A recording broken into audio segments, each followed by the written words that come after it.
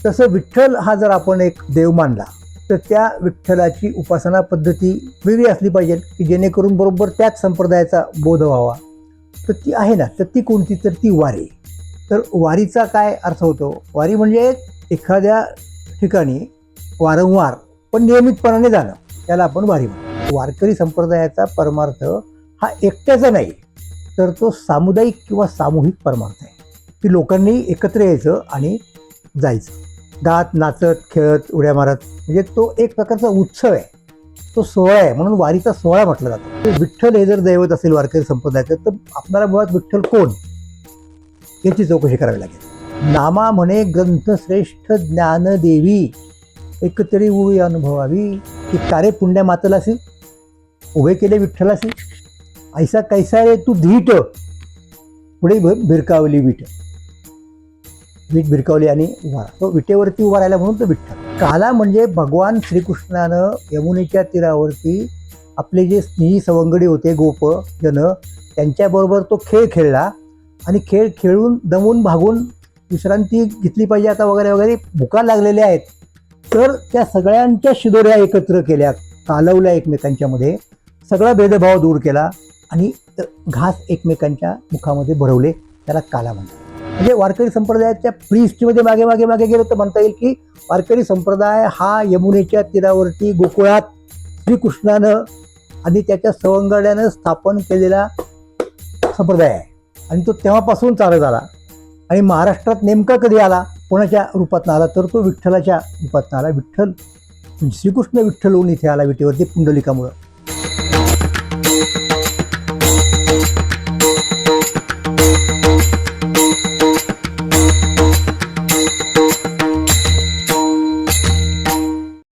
नमस्कार, मी सदानंद मोरे. महाराष्ट्र मंथनच्या वारकरी दर्शन मालिकेमध्ये आपणा सर्वांचं मनापासून स्वागत करतो. काय आहे की वारकरी संप्रदाय असं म्हटलं जातं, वारकरी पंथ असं म्हटलं जातं आणि त्यासाठी इंग्रजीमधला शब्द हा कल्ट आहे. अर्थात हा धर्म संप्रदाय त्या ठिकाणी, आणि कधी कधी त्याला धर्म म्हणूनही म्हटलं जातं. म्हणजे उदाहरणार्थ वैष्णवांचा एक धर्म आहे, विष्णुमय जग वैष्णवांचा धर्म, किंवा धर्म जागो सदैवांचा, असं एका वासुदेव नावाच्या अभंगामध्ये म्हटलेलं आहे. त्यामुळं हा तसा धर्मच आहे. आता धर्म म्हटल्यानंतर धर्मासाठी काही घटकांची आवश्यकता असते, त्यांच्याशिवाय त्या धर्माला एक धर्म असं रूप येत नाही. म्हणजे एक परिपूर्ण धर्म म्हणूयात गडीभर आपण, असं म्हणजे प्रॉपरली सो कॉल्ड असं म्हणता येईल.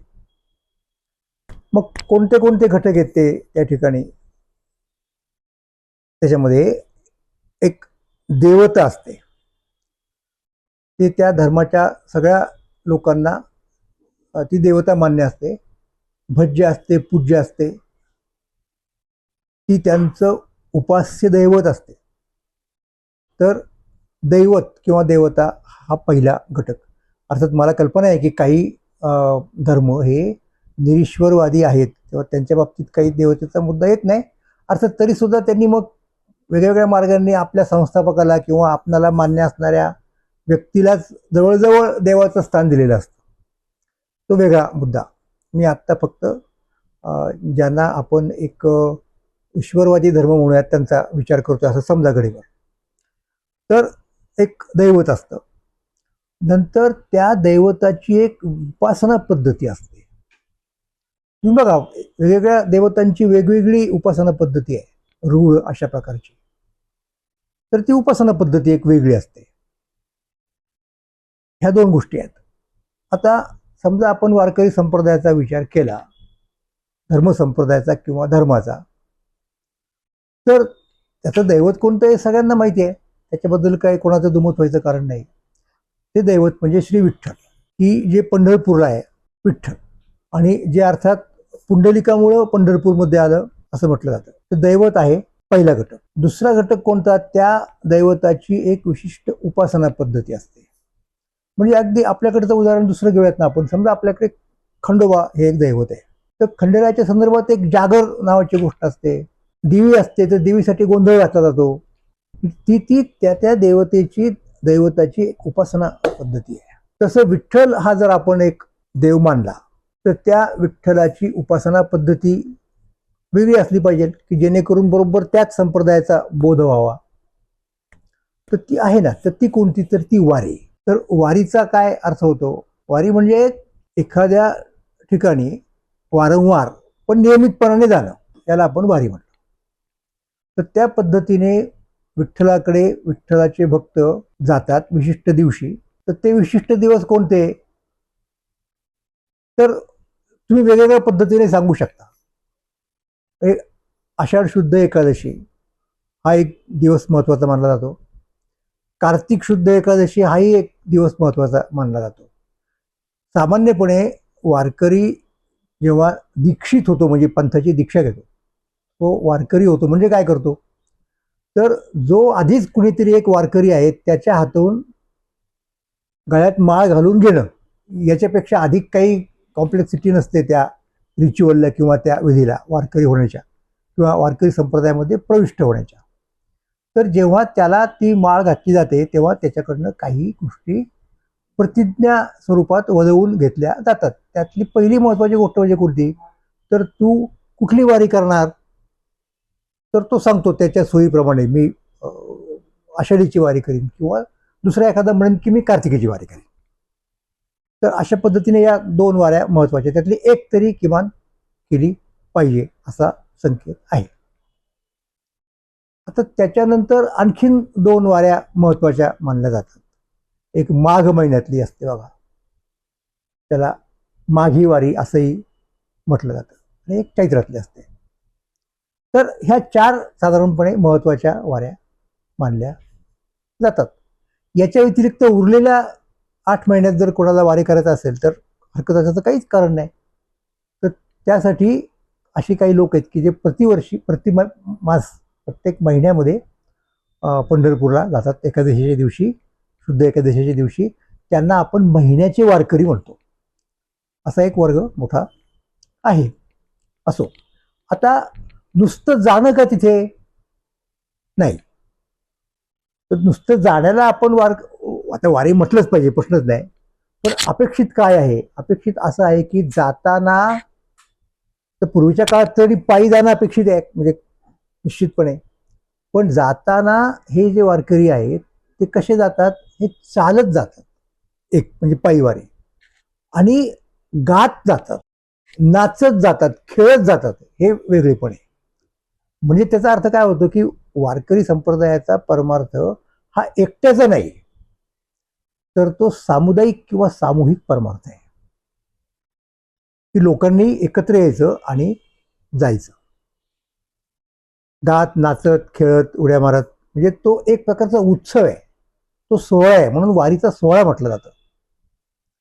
तर अशा पद्धतीने वारी केली जाते. तर ती उपासना पद्धती आहे खास वेगळ्या प्रकारची, आणि ती आयडेंटिटी आहे वारकरी संप्रदायाची. तर हा दुसरा घटक झाला. आता तिसऱ्या घटकाचा विचार आपल्याला करायचा आहे, आणि मग आपल्या असं लक्षात येतं की, आणि ही गोष्ट महत्वाची आहे,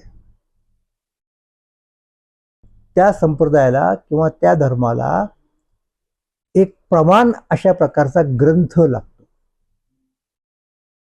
की ज्याच्यावरती श्रद्धा असते सगळ्या अनुयायांची त्या धर्माच्या. जोपर्यंत तो ग्रंथ नसतो ना, तोपर्यंत त्या धर्मसंप्रदायाला एक परिपूर्ण असं स्वरूप नाही येत. म्हणजे प्रॉपरली सो कॉल म्हणण्याचा इतपत तो राहत नाही. तो एक लोकधर्म म्हणून राहतो. लक्षात घ्या, उपासक असतात, उपास्य दैवत असतं, पद्धत असते उपासनेची. म्हणजे आता परत मागाचंच उदाहरण घेऊन आपण, आता खंडोबाचा एक पंथ आपल्याकडे आहे, निश्चितपणे महत्वाचा पंथ आहे. त्याच्याकडे दैवत आहे, त्याच्याकडे उपासना पद्धती आहे, पण त्याच्याकडे असा प्रमाण ग्रंथ नाही. त्यामुळे अजूनही त्याला एक असं स्वरूप धर्मपंथाचं धर्माचं असं आलेलं नाही. मग आता जर वारकरी संप्रदायाचा आपण विचार केला तर आपल्याला काय चित्र दिसतं, तर वारकरी संप्रदायाचं उपास्य दैवत श्री विठ्ठल हे खूप काळापासून पंढरपूरमध्ये आहे. आता किती काळापासून, कुणी आणलं वगैरे वगैरे, तो चर्चेचा विषय आहे. आपण त्या तपशिला जाणारच आहोत केव्हा ना केव्हा. पण एवढं आत्ता मी नक्कीच म्हणू शकतो की ते दैवत हे पुंडलिकाने आणलं किंवा पुंडलिकामुळे आलं. पुंडलिकाने आणलं म्हणण्यापेक्षा पुंडलिकामुळे आलं असंही म्हणता येईल आपल्याला. काही ठिकाणी पुंडलिकाने आणलं असंही म्हटलं गेलेलं आहे. वेगवेगळ्या प्रकारची पंढरी महात्म्य आपल्याकडे उपलब्ध आहेत, त्याच्यात वेगवेगळ्या गोष्टी आहेत. वारकऱ्यांच्या सुद्धा काही त्याच्यात एक कल्पना आहेत, त्यांची आपण चर्चा करू. तर अशा प्रकारे ते विठ्ठल दैवत त्या ठिकाणी आला. केव्हा आला? आता त्या आरतीमध्ये म्हटलेलं आहे की युगे 28. म्हणजे नेमकं काय हे आपण नंतर पाहू. आता आपण फक्त उल्लेख करू की आहे 28 युग आहे, पुंडलिकामुळे आलेलं आहे आणि विटेवरती ते उभं राहिलेलं आहे. हे ते दैवत आहे आणि त्याची उपासना पद्धती म्हणजे अर्थात वारी. मी मगाशी सांगितलं की सामूहिक रीतीनं जायचं. नाचत जाऊ याच्या गावारे खेळया, तुकोबाऱ्यांचा अभंग आहे. सुख देईल विसावारे. नाचत जायचं, आनंदाने बागडत बागडत जायचं, खेळ खेळत जायचं. हा एक मुद्दा मगाशी सांगितला. आता मुद्दा आला तो त्याच्या ग्रंथाचा. आता दुसरा एक त्याला अनुषंगाने आपल्याला एक मुद्दा सांगता येईल त्याच्या अनुषंगाने. तो कोणता? की जो ग्रंथ आहे ना तुमचा, तो ग्रंथ तुमच्या या देवतेशी, त्याचप्रमाणे तिच्या उपासना पद्धतीशी हा सुसंगत असला पाहिजे. नक्कीच असला पाहिजे सुसंगत. मग आता अशा प्रकारचा ग्रंथ वारकरी संप्रदायाकडे होता का? तर आपण म्हणू शकतो की तो होता. आणि तो कसा होता? की आता आपण इकडचा विचार करू की विठ्ठल हे जर दैवत असेल वारकरी संप्रदायाचं, तर आपल्याला मुळात विठ्ठल कोण याची चौकशी करावी लागेल आणि मग आपल्याला त्याच्या ग्रंथाकडे वळावं लागेल. तर सगळ्यांना ही गोष्ट मान्य आहे, वारकरी संप्रदायातल्या सगळ्यांची श्रद्धा आहे. ज्ञानेश्वर नामदेवकालीन अख्ख्या महाराष्ट्राची ती श्रद्धा होती.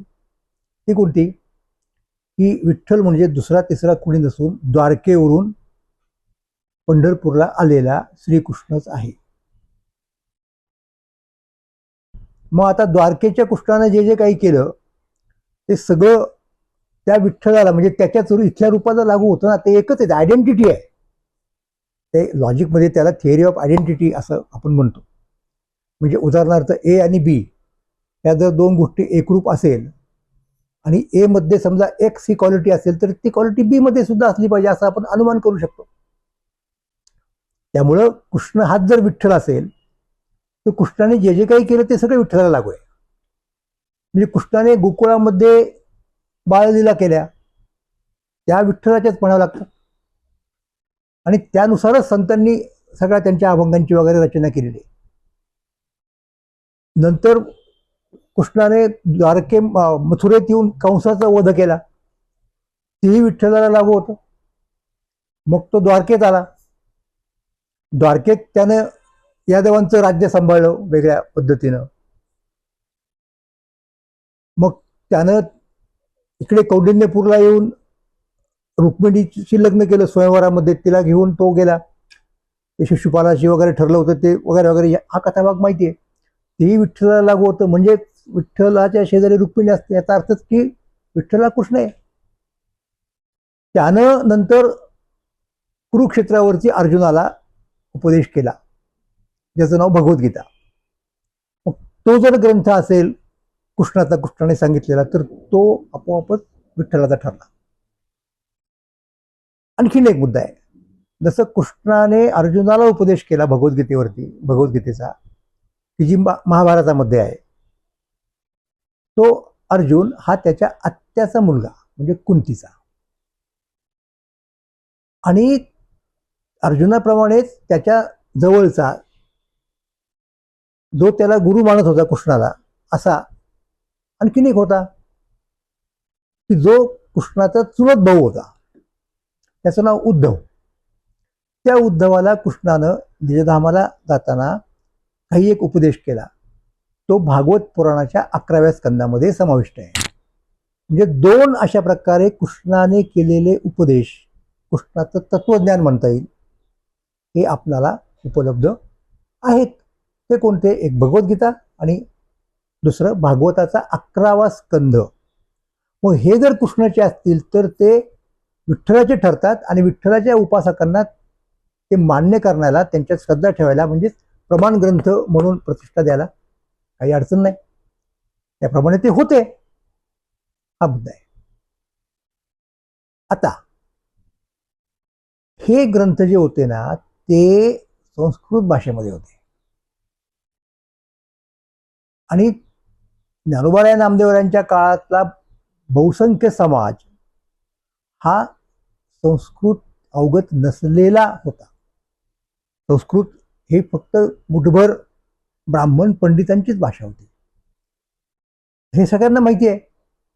त्यामुळे हे ग्रंथ त्याच्यासाठी असून नसल्यासारखे होते. लक्षात घ्या, प्रमाण तर आहेतच पण समजत नाही, त्यासाठी कोणावर तरी अवलंबून राहावं लागतं. म्हणून वारकरी संप्रदायाला प्रमाण ग्रंथ उपलब्ध असून सुद्धा नसल्यासारखे होते. म्हणजे जसं तुकोबाराय सांगतात बघा विठ्ठलाचं वर्णन करताना की गीता जेने उपदेशिली ते हे विटेवरी माऊली. विठ्ठलाचा उल्लेख माऊली म्हणून करतात, ते वारकरी संप्रदायाचं वेगळंच एक वैशिष्ट्य आहे, त्याबद्दल आपल्याला सांगावंच लागेल. पण हा जो विठ्ठल आहे तो कोण आहे? तो दुसरा तिसरा कोणी असून ज्यानं गीतेचा उपदेश केला तोच हा इथे उभा आहे. म्हणजे आता त्याचा अर्थ काय झाला की जर भगवद्गीता हा अर्जुनाला कृष्णाने केलेला उपदेश असेल आणि जर तो मुळात संस्कृतातला असेल आणि जर संस्कृत त्या पंथाच्या बहुतेक अनुयायांना म्हणजे विठ्ठलाच्या उपासकांना समजत नसेल भाषेच्या अडचणीमुळं, तर त्यांना कुणीतरी त्याचा मराठीमध्ये अर्थ सांगणारा ग्रंथ, भाष्य ग्रंथ द्यायला पाहिजे होता. म्हणजे मग तो खऱ्या अर्थाने वारकरी संप्रदाय हा परिपूर्ण झाला असता. म्हणजे विष्णूचे उपासक या अर्थाने वारकरी हे वैष्णव आहेतच, ह्याच्याबद्दल दुमत व्हायचं कारण नाही. पण मग त्या वैष्णवांचा ग्रंथ संस्कृतमध्ये, तर अशा पद्धतीने ज्ञानोबाराय पुढे आले आणि त्यांनी भगवद्गीतेचा मराठीमध्ये अर्थ सांगितला. त्या ग्रंथाचं नाव ज्ञानेश्वरी किंवा ज्ञानदेवी भावार्थ दीपिका, आपण सहसा ज्ञानेश्वरी असंच म्हणत असतो. तर हा ग्रंथ ज्ञानोबारायांनी वारकरी संप्रदायाला दिला आणि तो ताबडतोबीने वारकरी संप्रदायाने आपला प्रमाण ग्रंथ म्हणून स्वीकारला. मग आता ज्ञानदेवे रचिला पाया याचा अर्थ तुमच्या लक्षात आला का? तो शब्दशः नाही घ्यायचा, म्हणजे वारकरी संप्रदाय हा ज्ञानेश्वरांनी स्थापन केला असं नाहीये. ते ज्ञानेश्वर महाराजांच्या हातून त्याला एक पारंपरिक परंतु परिपूर्ण अशा पद्धतीचं रूप प्राप्त झालं आणि तिथून पुढे खरा इतिहास त्याला म्हणायचा आपण. ज्ञानेश्वर महाराजांच्या पूर्वीचा जो इतिहास आहे वारकरी संप्रदायाचा त्याला आपण प्री हिस्ट्री म्हणूयात, ग्रंथाच्या अभावी, म्हणजे मराठीमधल्या ग्रंथाच्या अभावी. आणि तिथून पुढे तो खरा इतिहास ज्याला म्हणतो आपण, ज्ञानदेव रचिला पाहिजे, तो सुरू झाला, हे आपल्याला निश्चितपणे म्हणता येईल. तर हे ज्ञानेश्वर महाराजांचं जर मोठं काही काम असेल सगळ्यात महत्वाचं, तर त्यांच्यामुळे वारकरी संप्रदायाला एक स्वरूप आलं, स्वतंत्र धर्मपंथ म्हणून त्याला एक दर्जा प्राप्त झाला आणि त्याच्यामुळेच ज्ञानदेव रचिला पाय असं म्हणतात. आणि ते ज्ञानेश्वर महाराजांच्या समकालीन सर्व संतांना आणि वारकरी संप्रदायातील उत्तरकालीन सर्व संतांना मान्य आहे.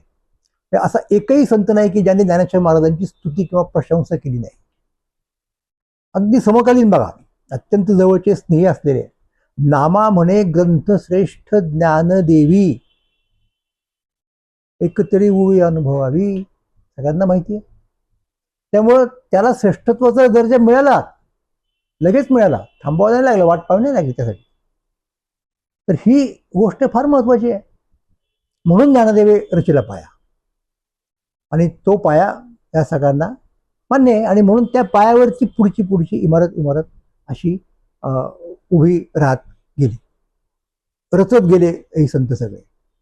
तर हा मला आपल्या पुढे महत्वाचा मुद्दा सांगायचा आहे की ज्ञानेश्वर महाराज यांनी भगवद्गीतेचा मराठीमध्ये अर्थ केला आणि त्या ग्रंथाला वारकरी संप्रदायाने आपला प्रमाण ग्रंथ म्हणून स्वीकारला. त्यामुळे आता वारकरी संप्रदाय एका अर्थाने परिपूर्ण झाला. आता शेवटचा एक मुद्दा सांगायला हरकत नाही, तो असा की तो वैष्णव संप्रदायाचा आहे का? कारण विठ्ठल ज्या कृष्णाचं विटेवरचं रूप आहे, म्हणजे आपण समजा पुंडलिकाची कथा गृहीत धरली तर त्यातनं काय निष्पन्न होतं, नेहमी प्रचलित असलेली कथा सांगतो की पुंडलिक आपल्या आईवडिलांची सेवा करण्यासाठी पंढरपूरमध्ये काही आश्रम वगैरे बांधून राहत होता. आणि त्याची ती सेवा पाहून श्रीकृष्ण परमात्माचा अर्थात म्हणजे विठ्ठल, विठ्ठल हे नाव नंतरच आहे. म्हणजे कोण परत? वारकरी संप्रदायामध्ये इतर वैदिक पंथांप्रमाणे कृष्णाला विष्णूचा अवतार मानलं जातं. म्हणजे दशावताराचा सिद्धांत मान्य आहे वारकऱ्यांना. तर तो विष्णू, तो कृष्ण काही म्हणा, पंढरपूरला पुंडलिकासाठी आला आणि पुंडलिक त्यावेळेला त्याच्या आईवडिलांची सेवा करण्यामध्ये दंग होता आणि तो उभा राहिला समोर येऊन. पुंडलिकाने पाहिलं की खुद्द परमात्मा या ठिकाणी आलेला आहे. तर त्यानं काय केलं माहिती आहे का? त्यानं एक अशी वीट होती तिच्या शेजारी पडलेली असलेली, ती समोर टाकली विठ्ठलाच्या आणि सांगितलं की तू या विटेवरती उभा राहा, तोपर्यंत माझं हे माता पित्यांच्या सेवेचं काम सुरू राहील. आणि अर्थात विठ्ठलने ते ऐकलं आणि विठ्ठल तिथे विटेवरती उभा राहिला, कमरेवरती हात ठेवून. कारण किती वेळ थांबावं लागेल माहित नाही. म्हणजे जणू काही मी असं म्हणेन, म्हणजे तुम्हाला कळावं म्हणून, की एक खेळ असतो ना लहान मुलांचा, त्याच्यामध्ये काय असतं माहिती का, की आपल्या भिडूला एका विशिष्ट अवस्थेत थांबायला सांगायचं, स्टॅच्यू, जणू काही तो पुतळा.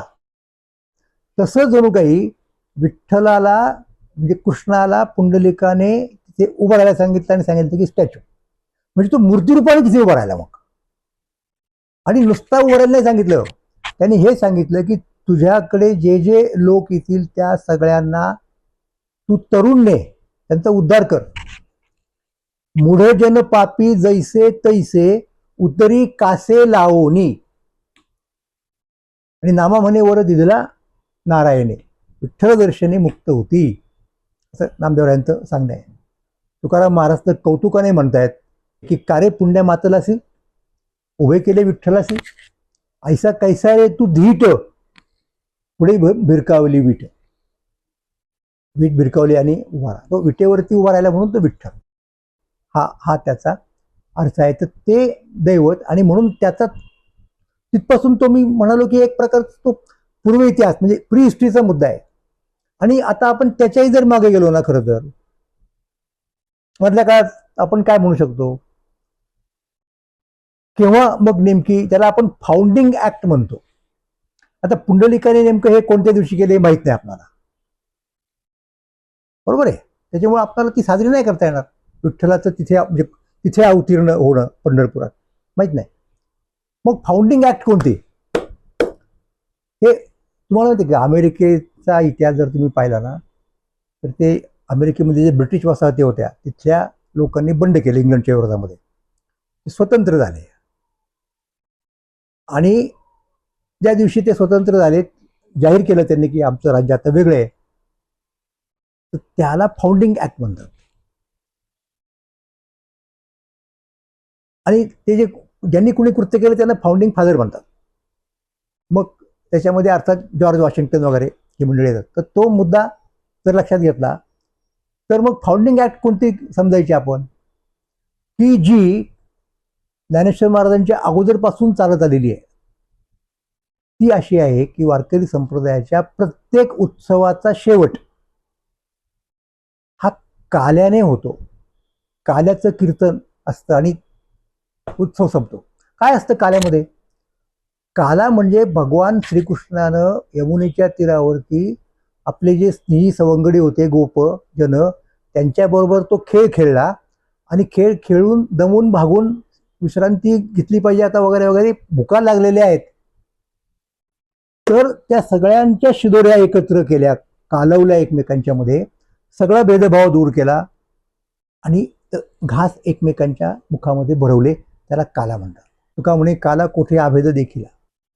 तर हा काला ही फाउंडिंग ऍक्ट आहे आणि त्याची प्रतिकृती, त्याचं विधिनाट्य, त्याचं रिच्युअलिस्टिक रिकरन्स हा वारकऱ्यांच्या प्रत्येक उत्सवामध्ये होतो काल्याचे कीर्तन म्हणून. तर ती फाउंडिंग ऍक्ट आहे. म्हणजे वारकरी संप्रदायाच्या प्री हिस्ट्रीमध्ये मागे मागे मागे गेलो तर म्हणता येईल की वारकरी संप्रदाय हा यमुनेच्या तीरावरती गोकुळात श्रीकृष्णानं आणि त्याच्या सवंगड्यानं स्थापन केलेला संप्रदाय आहे आणि तो तेव्हापासून चालत आला. आणि महाराष्ट्रात नेमका कधी आला, कोणाच्या रूपात आला, तर तो विठ्ठलाच्या रूपात आला. श्रीकृष्ण विठ्ठल होऊन इथे आला विटेवरती पुंडलिकामुळं. आणि मग तिथून पुढे तो काही दिवस त्याच याच्यात राहिला ना, प्रिहिस्ट्रीतच राहिला, कारण प्रमाण तसं नाही आहे. गीता प्रमाण पण इन जनरल वैष्णव संप्रदायाचं, ज्यांना संस्कृत कळतं त्यांचं कळत नाही, त्यांच्यासाठी ज्ञानेश्वर महाराजांनी तो ग्रंथ लिहिला, भाष्य केलं, आणि तेव्हापासून इतिहास वारकरी संप्रदायाचा सुरू झाला. ज्ञानदेवे रचिला पाया. धन्यवाद. धर्मग्रंथ या नात्याने ज्ञानेश्वरीची तुलना मी जेव्हा कुराण आणि बायबलशी करतो तेव्हा लक्षात येते की हा एक सांगोपांग धर्म सांगणारा निर्मळ धर्मग्रंथ मराठी भाषेला मिळाला आहे. ज्या ग्रंथात जीवनाच्या सगळ्या अंगांचा यथोचित परिपोष झालेला आहे त्याला मी धर्मग्रंथ म्हणतो. मनुस्मृती सर्वांगीण नाही, पण ज्ञानेश्वरी सर्वांगीण आहे, म्हणून तो आमचा धर्मग्रंथ आहे. त्याची भाषा जोडणारी, रसयुक्त आणि मधुर व अद्वितीय आहे. असं कोण म्हणतंय? असं म्हणतंय आचार्य विनोबा भावे.